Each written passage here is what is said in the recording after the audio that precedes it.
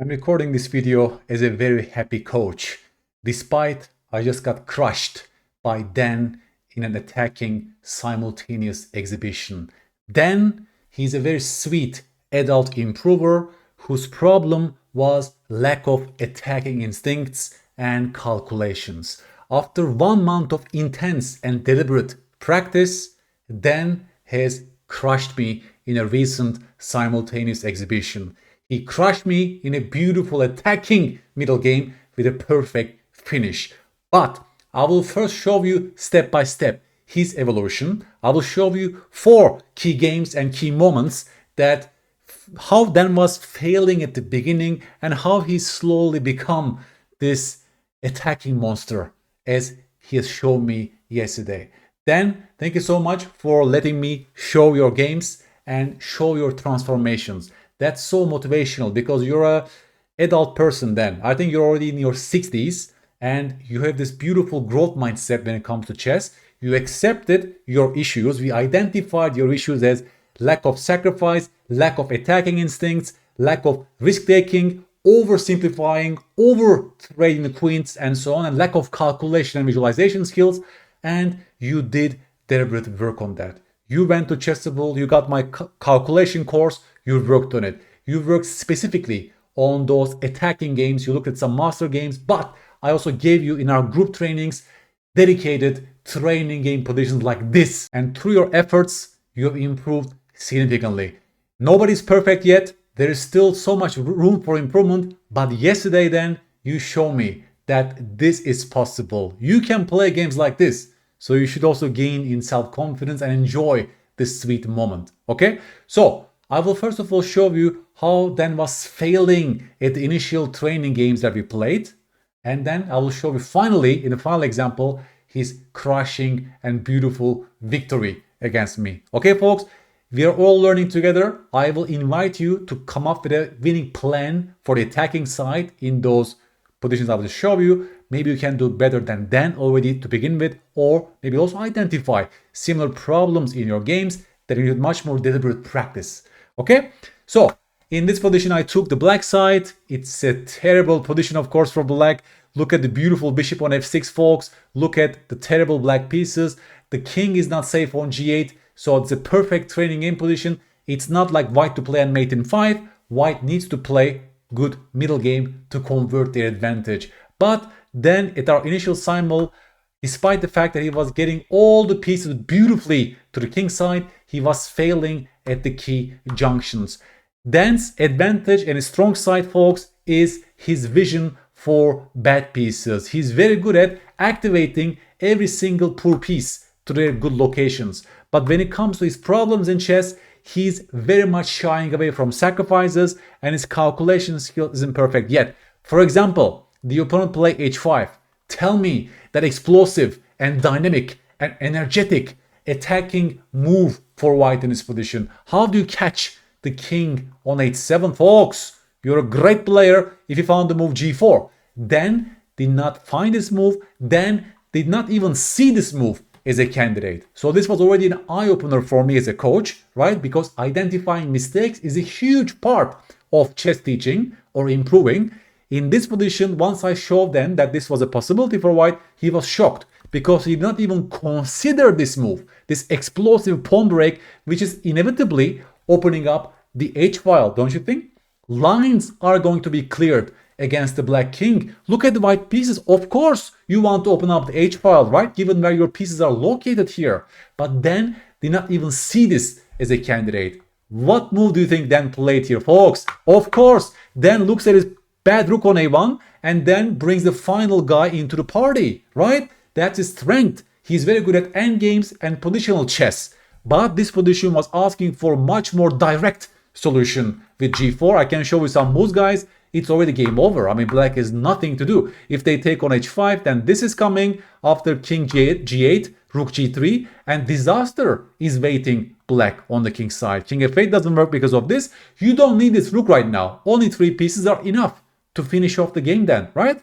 So you missed that altogether. After h5, if they try rook h8, nothing changes. You take on g6, then you go queen g4, and now discover attack is coming on the g file. Again, black has nothing to do in this position. It's a complete winning advantage for white. But then you didn't play g4, you play rook e1, and I will show you how painfully you lost this game. I played b5, b4. Of course, I have to do something on the queen side, right? To get my pieces to some active post at least. But white pieces are shining on the king side. By the way, you're still missing the move g4 then. This was still the best move in this position. You play your final piece into f3. I take on c3. I play rook b8. And finally, because I attack you on the first rank, because I threaten a mate in one, I'm forcing you to find the best move g4. Incredibly interesting, right? By playing rook b1 ideas, by threatening rook b1 mate, I forced them to find the only good option g4, which was your best move 5 moves ago already then, right? Beautiful move, solving your back rank problem, but also opening up lines on the king side. I'm still busted completely as black in this position, but then did not find the finishing blow. Folks, please stop the video here. Can you do better than then in this position? White to play and win. Please give me the winning line. Short but accurate calculation, please. And you're a great player if you found the forcing move, rook takes f7, folks. This is just the direct breakthrough. Queen h8 mate is followed and there is no defense for black. Rook f7, the most forcing finish. Black has no responses. You can check my king. Nothing changes after king g2. 4 attackers, 1 defender. The game is completely over. Then your problem, I think, again, is you're not really looking at your forcing moves. You're shying away from momentary sacrifices like that. This move was not even in your radar. You look at this move. Hey, there are 2 attackers, only two defenders and 2 attackers. They are the same, right? You don't see how things are changing after queen takes f7. Very short calculation, only 3 ply deep. You can do it, but you did not even give yourself this choice in this very moment, right? Now we identified one more issue in Dan's play, and we will see how in the final game he has solved this problem as well. So instead of finishing the game with rook f7, you play rook f4, then again you play quiet chess. Maybe rook h4, maybe rook g4. You're treating this position much more quietly than what was required then. Even in this position, rook f7, and the game is completely over. You don't find that move, you play rook h4, right? Then he's slowly shifting his rooks to the h file, folks. But now he plays the move king h1, indecisive, and I take the rook, of course. You're still winning with best play, but now it becomes more and more difficult. King g2, rook b8, and even after rook b8, if you find the move rook g4, then you're winning. But now this is your only move that wins for white in this position, but you could not find this resource. You play the move king h3. It's a terrible blunder because you invite rook g1. Now I'm even stopping your bishop to move because of queen g2 mate, right? I'm attacking your bishop. There is no mate on h8. Suddenly black is winning. I managed to win your bishop and you resigned in this position and you were very upset because you're very close to victory. You actually played very well at the beginning. Look how you're shifting your pieces to the king side. That's your strength. But when it comes to a critical moment, when it comes to more explosive ideas and sacrifices, you were failing. This was our diagnosis 1 month ago then, right? Missing g4 and so on was very clearly the case that you need to get better in attacking patterns, attacking the castle king patterns, sacrifice options, and so on and so on. The second training game I gave to Dan and my other students in the group session, white to play. How would you treat this position with white, folks? White has a very nice dynamical move in this position that really gets long-term advantages. Please stop the video and think for yourself first. Folks, the best one for white is the move rook takes f6 in this position. They are ripping apart the black king side. They are weakening the black king. They are creating f5 outposts for their knights to follow it up with knight h4, knight f5, queen g4, queen h5. You see, white's dynamism and attack is growing on the king side. The black king is feeling lonely. So this move can be played without calculation. That's a stock standard long-term positional exchange sacrifice. Stock standard in similar situations. Masters see this move as a candidate like in 2 seconds because of their chunks and patterns that they learned before. Then this was missing for you. Again, we identified that you're shying away from sacrifices. In this case, you shied away from this move. You play the move knight h4 instead. But after bishop takes h4, well, there is no attack really going on for white. Then you went crazy. You took the h6 pawn with your rook. I just took back your rook. There is no mating attack. You just gave up your rook for nothing. And I returned back my queen. After the queen trade, I managed to win one full rook. And the game was over in this position. You resigned.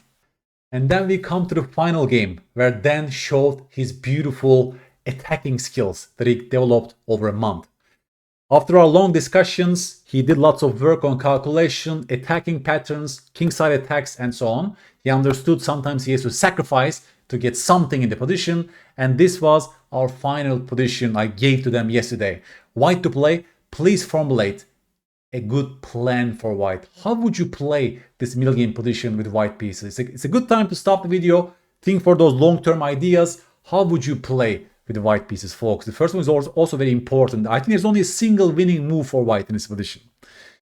Folks, let's do it together. Beautiful knight versus terrible bishop on the board. Amazing knight on d5, controlling the entire board, outpost. No black pawn can chase away that knight from d5. Beautiful queen on g6, beautiful rook on h3. The king is feeling lonely and naked on the king side. There are already such ideas like rook h6 sacrifices, okay? Keep that in mind. But directly rook h6 doesn't work. There is no mating attack. We need to bring the final piece into the party. And that's the rook on a1. Now tell me, which is the right square for this rook to join the party on the king side? There is only a single correct answer. And you're a great player, folks, if you found Dan's move, rook f1. He found rook f1 in a simul game, and he played the move very quickly, actually. Well, couple of ideas. You invite rook lifts with rook f3, right? You want to shift your rook to the kingside attack on the third rank. But there's one more point to this move, folks. You're stopping the move queen f2. Queen f2 will be an annoying counterattack for black. You're also nullifying that idea altogether. That's a beautiful multi-purpose move, rook f1. The final piece joins the action. That was Dan's strength. He's very good at giving tasks to all of his pieces. So this was not surprising to me, rook f1. He plays the move. Rook a7. I defend the 7th rank with this move. Then comes Dan's next move, folks. Rook f3. He's lifting the rook and now highlighting such ideas potentially. Maybe takes, maybe rook g3 also comes to mind in some positions, right? Another very helpful move for white that intensify the attack on the king side. I play the move bishop b6, folks. I play the move bishop b6. Well, I at least try to create something on the g1 square, and I'm inviting him to exchange his amazing knight for my terrible bishop in this position.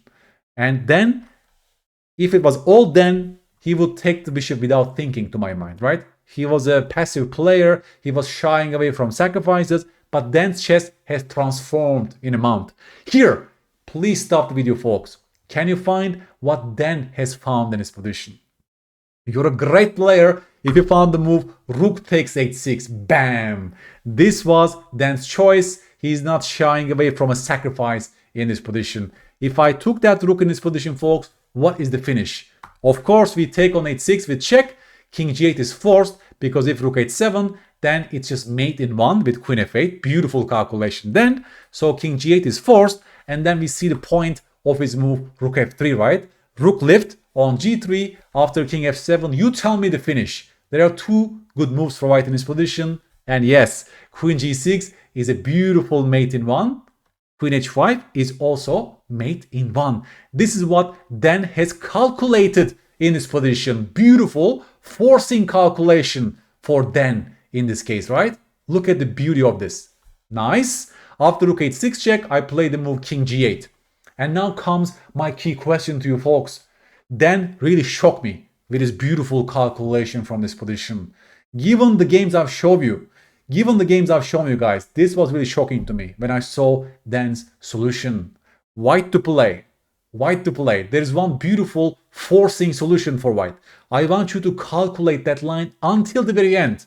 And only play it once you're sure about your calculations. You're a great player if you found Dan's beautiful move, knight takes f6 check. Bam! I was so shocked and amazed when I see this move. Everything is forced. There is no move left for black but rook f6. Then comes Dan's next move, queen e8 check. Again, he's forcing my hands. I have no other moves but rook f8. And can you tell me how Dan finished this game, folks? Oh boy, rook h8 check. Another very forcing move. He's pushing my king to h8. Comes queen takes f8 check, king h7. And can you tell me how Dan finished off the game? Bam, rook h3. Now even the final rook is showing its strength. Look at this beautiful mating pattern, folks. Dan has mated me by this forcing sequence. Amazingly beautiful game without any mistakes. Every single move was perfect. Then when I saw this game of yours, when I witnessed how you played this simul, I was telling myself, we are on the right track, my friend. We did something very good for your chess then. And incredibly, actually, you surprised me. You surprised me when I was looking at your games from, let's say, 2 months back, maybe half a year back. I was not expecting this level of precision from you that you've shown in this game. So all of our hard work is paying off then. You should be very, very happy. You should show this game to your son, even to your grandchildren perhaps, right? This is your evergreen, the best game you ever played against me then. And you're on the right track. Your attacking instincts are improving, your calculation is improving, and you're not shying away from sacrifices in this case. You're forcing yourself to look a little bit deeper, a couple of plies deeper in those forced variations. In this position, folks, instead of knight f6, even this move was winning, while knight b6 actually stops the mate in one with queen g1. And then the next move is, of course, rook h3. And this is also just mate on the next turn. So congratulations if you found this solution for white. The black king has no escape. Rook h8 check is coming and the game is completely over. But I think I like Dan's solution even more, guys. Don't you think? Because this is actually much more forcing than knight takes b6. That's also, of course, a forcing move. That's a capture. But this is totally like he's finishing off the task with a series of checks, right? Check, check, check, check, mate.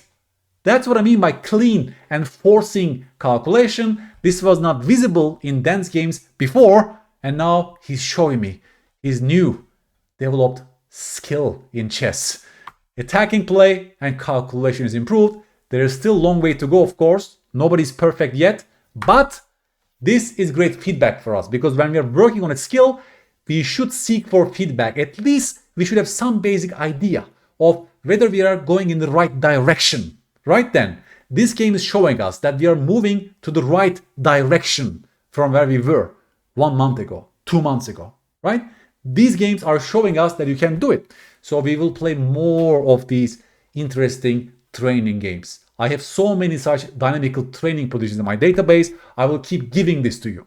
You can even challenge your friends, maybe your son. You can play some of those interesting middle game positions with a real clock, right? Set your clock properly, play a long training game from those positions. Because active learning is taking place here. It's very hard to get the same experiential knowledge when you only look at, let's say, Tal's games. When you only read Tal's books, it's more difficult to have the same level of experiential learning as you're forcing yourself in those simuls, okay? Of course, Vukovic's book is good. The Art of Attack is good. There are other books out there. You can also do guess the move training. You can take a Tal's game, for example, or Garry Kasparov's game, and you can actively try to guess their moves along the way and then check the annotations, check their explanations and variations and so on. That's also good. Hardcore training. But even those simuls that we are playing will make you a much better player. You will gain confidence to begin with, right? Now you will be trusting your skills of actively taking those positions, and you won't get depressed whenever there's such chaos on the board. That's also the final function of this training. I hope you enjoyed the episode as well, guys. I did it for all of you to show the real strength of such training. Seek such feedback from your coaches. Seek such positions from your coaches. Train against your training partners. Be active. Stay active and push yourself outside of your comfort zones. Dan did not like to go for those lines 2 months ago, but since we started this training, he's now started to enjoy those attacking positions because, right, he's seen some improvement in his game. Now he's much more motivated to push his limits even more and explore a new dimension in chess, which was not so visible to him a couple of months ago. I love this as a coach when my students improve, when they show a skill that wasn't there before. That really gives me a huge joy and satisfaction. I'm here to help you get better in this beautiful game. And please ask me anything on YouTube or on Chessable. For more information on the calculation, please check that course, Fundamental Calculation Skills, that has dedicated chapters on attack and attacking patterns like this. Thank you so much.